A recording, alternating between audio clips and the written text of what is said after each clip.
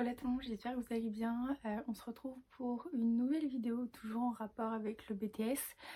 Vu que j'ai vu que ça vous plaisait pas mal et surtout qu'il y avait pas mal d'interrogations, du coup je me dis j'en ai peut-être pas dit assez, donc voilà, je risque de faire pas mal de vidéos sur ce sujet, en sachant que du coup j'ai créé une playlist sur mon compte où vous pouvez retrouver justement toutes les vidéos dans lesquelles je parle de l'optique de façon générale. D'ailleurs, si vous avez des idées de vidéos, que ce soit sur ce sujet-là ou sur d'autres, n'hésitez pas à me le dire dans les commentaires. Et voilà, je suis désolée, ça fait un moment que j'ai pas fait de vidéo, mais je vous avoue que le monde du travail, c'est fatigant et quand j'ai ma journée de repos, j'ai envie de me reposer, j'avoue. Mais voilà, excusez-moi pour l'absence. Voilà, on va pas prendre plus de temps pour cette intro et on va commencer tout de suite. Donc par rapport aux études, au parcours scolaire à employer pour pouvoir devenir opticien, opticienne. Donc pour tout ce qui concerne évidemment ce qu'il y a jusqu'au collège, c'est le même parcours pour tout le monde, quoi. Jusque là on est d'accord, il n'y a pas besoin de partir dans des trucs, voilà, on reste sur le parcours classique. C'est justement à partir du lycée qu'on peut commencer à prendre des décisions pour votre avenir, je pense que vous le savez déjà, puisqu'on peut choisir entre le parcours professionnel et le parcours général, ainsi que le parcours technologique.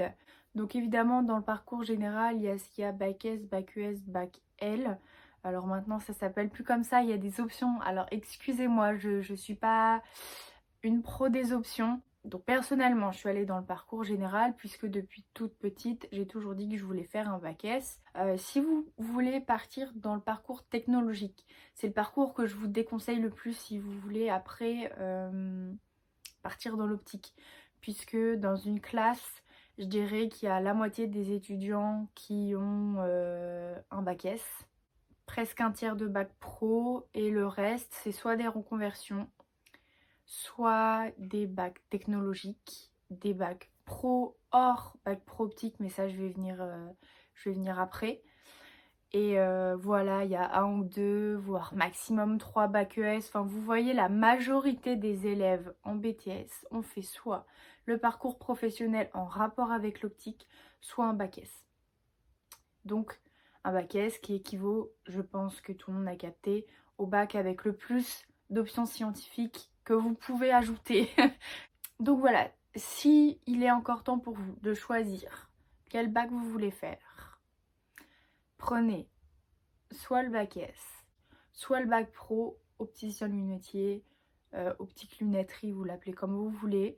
Mais voilà, le parcours idéal pour commencer, c'est d'avoir l'un de ces deux bacs. Les bacs ES vont être plus facilement pris par exemple que des bacs L, parce que il y a beaucoup plus de maths quand même dans les bacs ES. Mais il faut avoir un bon dossier, quoi. Un petit bac ES, bof bof. Un bon bac ES va être pris normalement. Après voilà, ici vous avez un très bon bac ES et que votre lettre de motivation est nulle à chier des bulles, c'est même pas la peine. Vous vous doutez bien, il faut aussi montrer sa motivation. Les notes ne suffisent pas. Donc rien n'est impossible. Il faut vraiment que vous vous mettez ça en tête. J'ai beaucoup de questions. J'ai fait tel bac, je suis pas très bonne en telle manière, mais cette matière-là, ça va. Est-ce que je vais être prise? C'est vraiment un ensemble en fait. Meilleures vos notes vont être, plus vous avez de chances d'être prise. Évidemment, c'est pas un secret, ça paraît évident. Mais encore une fois, la motivation va rentrer en jeu à travers votre lettre et ça peut faire la différence. Pour ce qui est de la lettre de motivation et le CV pour l'optique, je pense que je vous ferai vraiment une vidéo dédiée à ça parce que si je rentre là-dedans, on va pas s'en sortir.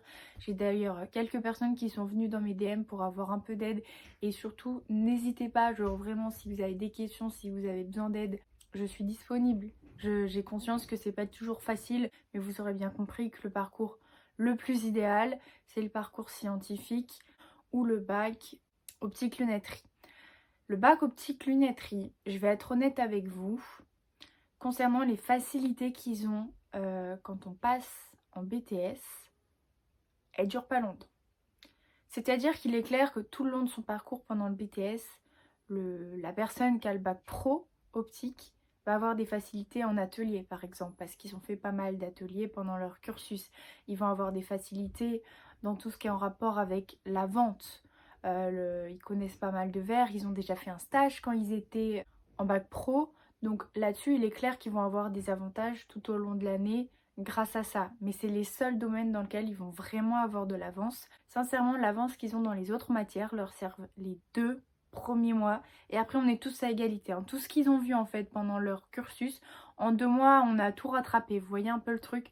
Donc après, à voir si vous vous rendez compte que le parcours général, le bac scientifique, vous vous y sentez pas, vous n'avez pas envie, ça vous intéresse pas, le bac pro optique lunetterie peut être la bonne solution pour vous.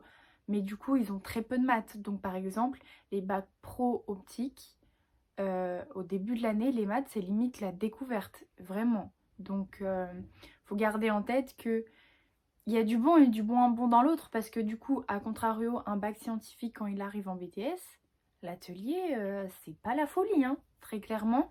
Et on découvre certaines choses en début d'année, en analyse de la vision, en optique, ce genre de choses, que les bacs pro ont déjà vu, hein. Et franchement, voilà, au bout des 2 mois, tout le monde est un peu remis sur le même pied d'égalité, et après, tout le monde est à peu près dans la même sauce. Donc si on me demande qu'est-ce que je fais comme étude avant d'aller en BTS, voilà, bac avec option scientifique. En deuxième choix, le bac pro. Pourquoi? Je serais tentée de dire, personnellement, d'un point de vue personnel, je serais tentée de dire bac ES. S'il y a que mon avis, je dirais la deuxième option c'est bac ES, parce qu'il y en a quand même pas mal qui sont pris. Mais bon, il faut avoir un bon dossier, avoir une bête de lettre de motivation. Mais ces élèves-là s'en sortent bien en cours en fait. Mais je vais vous dire bac pro quand même, pour la simple et bonne raison que les écoles, alors les écoles publiques, ont des quotas à respecter. C'est-à-dire, on leur dit, vous êtes obligés de prendre tant de pourcentage de bac scientifique, tant de pourcentage d'autres bacs, tant de pourcentage de bac pro optique. Ils sont obligés de prendre tant d'élèves, tant d'élèves, tant d'élèves. Et les bacs pro représentent un tiers de la classe. Et en général, dans les écoles où il y a le bac pro, il y a souvent le BTS soit dans le même établissement, soit dans la même ville. Je dis souvent, c'est pas toujours le cas. Et donc c'est souvent la suite logique qu'on va dans l'établissement qu'il y a juste à côté. Et la plupart des élèves sont pris, hein. Il n'y a presque aucun bac pro qui se retrouve sans école parce qu'il y a tellement de quotas à respecter dans les écoles publiques que bah, en général c'est fait pour pouvoir accepter à peu près tous les bacs pro, franchement pour être honnête. Du coup voilà, c'est pour ça que après le bac S, je conseille le bac pro par rapport aux places qui sont destinées à ces élèves-là dans les classes. Mais d'un point de vue un peu plus scolaire, de ce que j'ai observé, je dirais plutôt bac ES. Voilà, pour vous résumer. Et puis bah, tous les autres bacs, bac L, bac technologique, je les conseille forcément un peu moins parce que ça a rarement un rapport avec l'optique, tout simplement. Je pense que ça paraît plutôt logique. Donc voilà pour les bacs de façon générale. Après, comme vous l'aurez compris, on s'inscrit dans une école publique, privée, c'est comme vous voulez. J'ai d'ailleurs fait une vidéo dans laquelle je parle des écoles, de la différence entre les écoles privées et les écoles publiques. Vous pouvez aller les voir si vous hésitez. Il est clair que voilà, ça dépend des moyens de chacun, de où vous habitez, etc. Ça dépend de plein de choses. Mais voilà, il y a ce choix à faire. Forcément, des fois, on n'a pas ce choix à faire, hein. C'est les écoles qui décident pour nous. Mais quand on peut avoir le choix, c'est mieux. Et donc, vous vous doutez bien que la suite logique, donc pour les études, c'est de faire le BTS optique lunetterie. Il n'y a aucun autre diplôme qui est fait pour être opticien lunetier. Il n'y a que ce BTS. Vous pouvez être monteur-vendeur si vous voulez. Donc, vous faites à peu près les mêmes choses, sauf certaines exceptions, mais sauf certaines choses, mais dans l'idée, voilà, ce qui correspond au métier opticien lunetier sans avoir le BTS optique lunetterie, c'est donc être monteur-vendeur en magasin. Et dans ce cas-là, eh ben, vous faites les études que vous voulez, j'ai envie de vous dire, au petit bonheur la chance, vous faites des entretiens, vous faites des stages, vous faites ceci. Et voilà, vous pouvez être monteur-vendeur, mais si vous voulez vraiment être opticien lunetier, voilà, c'est le BTS opticien lunetier, tout simplement, qui est la suite logique. Voilà, une fois que vous avez votre BTS, donc je vais pas développer sur le BTS, j'ai fait déjà assez de vidéos dessus. Donc je vais passer directement à ce qui se passe après le BTS. Si vous voulez continuer les études, hein, parce qu'on peut s'arrêter au BTS, on est opticien, c'est super, on peut aller travailler. C'est ce que j'ai fait. Mais on peut aussi continuer et faire des licences. Donc la licence, en fait les licences, chaque établissement fait un peu ce qu'il veut avec la licence, mais grossièrement c'est une licence en rapport avec la contactologie, donc tout ce qui a un lien avec l'adaptation, la pose de lentilles, etc. Et également sur tout ce qui est donc les examens de vue, donc la basse vision, des choses comme ça. Donc voilà, la licence elle va vraiment servir à se spécialiser là-dedans. Donc il est évident que si les lentilles et la basse vision ça vous intéresse pas, allez en licence, est-ce que c'est un réel intérêt pour vous? J'ai envie de vous redire non. Après, s'il n'y a qu'une partie de la licence qui vous intéresse, il y a ce qui s'appelle un CQP. Et en fait, vous pouvez faire... C'est comme si en fait la licence, elle avait été coupée en deux. Vous faites un CQP, soit en rapport uniquement avec la contactologie, donc les lentilles, soit vous faites un CQP uniquement en rapport avec la basse vision et les examens de vue. Voilà, s'il y a une partie de la licence qui ne vous intéresse pas, c'est le CQP qui est intéressant. Ça apporte pas tellement un CQP. C'est toujours mieux d'avoir la licence. Je parle en cas d'embauche, je parle en cas d'augmentation de salaire. C'est toujours mieux d'avoir la licence. Un CQP, c'est comme une licence, hein. C'est en un an. Il y a une licence aussi qu'on peut faire à Paris pour se concentrer sur la partie lunetier du métier. Donc voilà, il y a une licence qui existe où en fait on apprend, on nous enseigne plein de choses sur la conception des montures, les matériaux, les ceci, faire des montures sur mesure, les faire vraiment sur mesure. Voilà, si vous voulez bosser chez un indépendant et faire des lunettes sur mesure pour vos clients, il y a ce cursus, cette licence qui est faite pour ça. Et voilà, faut être manuel, faut être motivé, faut voilà, comme tout. Et si vous voulez pousser encore plus après la licence, il y a le master. Mais là, je vous le dis, hein, le master, clairement, ne sert pas pour être opticien lunetier.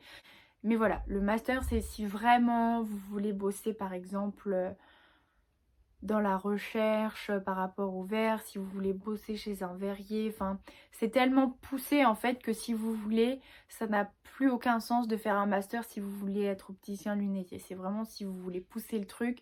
Du coup, je vais pas rentrer plus dans les détails parce que ça n'a pas de lien direct. Ça vous empêchera pas d'être opticien lunetier si vous voulez, mais ça n'a pas tellement d'intérêt d'avoir un master pour faire ce métier là.